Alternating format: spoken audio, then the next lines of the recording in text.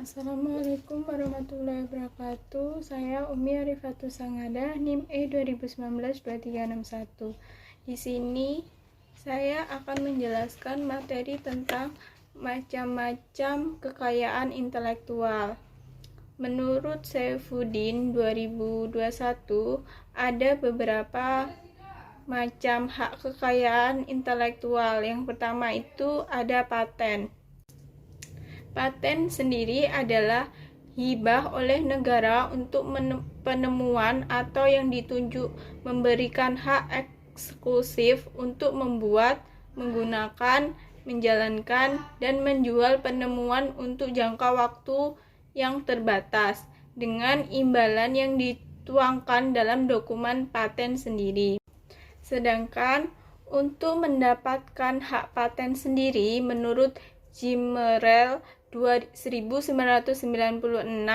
ada beberapa langkah. Yang pertama adalah tetapkan bahwa yang ditemukan betul-betul baru.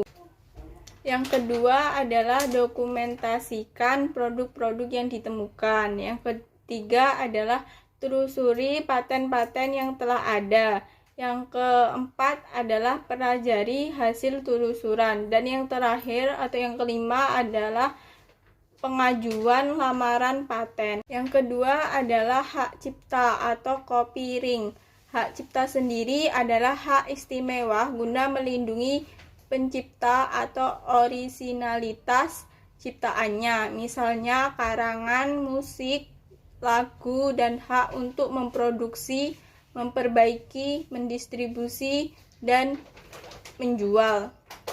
Menurut Ermawati Junus 2001, ada beberapa hak cipta dan hak-hak yang terkait dengan hak cipta, meliputi karya seni dan sastra, gambar, film, puisi, novel, fotografi, ukiran, kerangka lunak, basis data, desain arsitektur, pertunjukan, organisasi pembiayaan, dan produk of phonograms.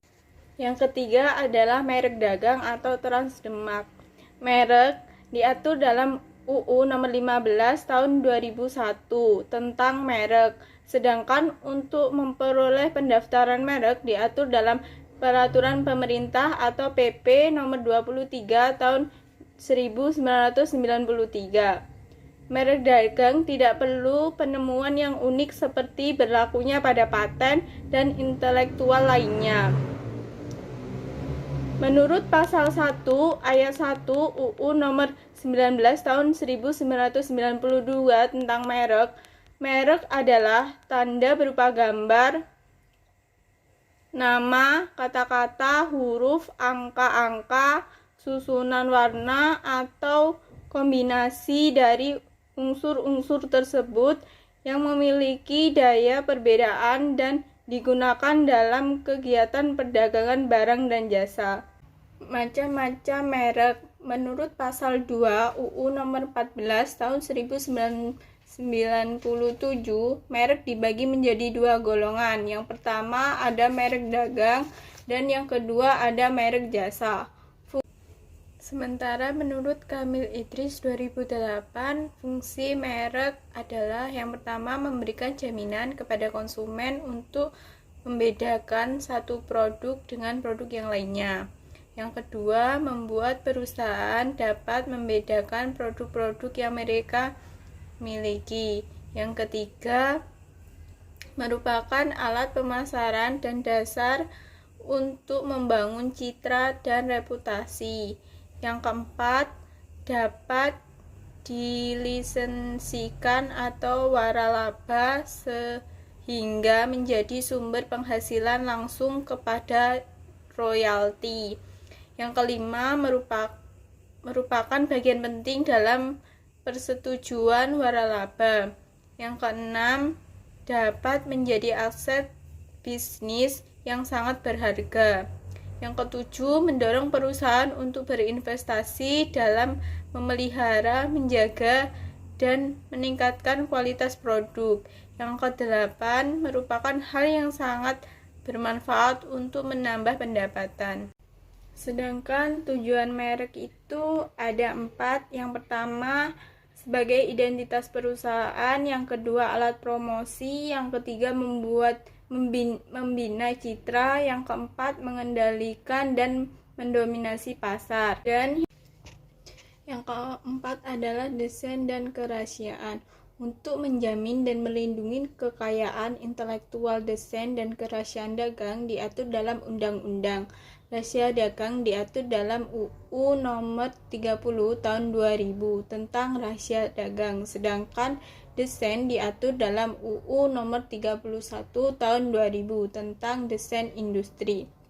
Rahasia dagang adalah informasi yang tidak diketahui oleh umum di bidang teknologi dan bisnis.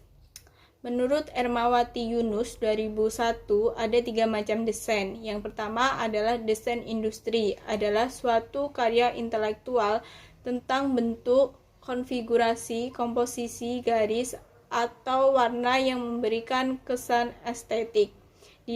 Dapat diwujudkan dalam pola 2 dan 3 dimensi. Yang kedua adalah desain tata letak sirkuit terpadu atau DTSLT, merupakan suatu produk dalam bentuk jadi yang di dalamnya terdapat berbagai elemen dan kurang-kurangnya dari elemen tersebut adalah elemen aktif yang sebagian atau seluruhnya saling berkaitan serta dibentuk secara terpadu di dalam sebuah bahan semikonduktor yang dimaksudkan untuk menghasilkan fungsi elektronik. Yang ketiga adalah desain tata letak, adalah kreasi berupa rancangan peletakan 3 dimensi dari berbagai elemen.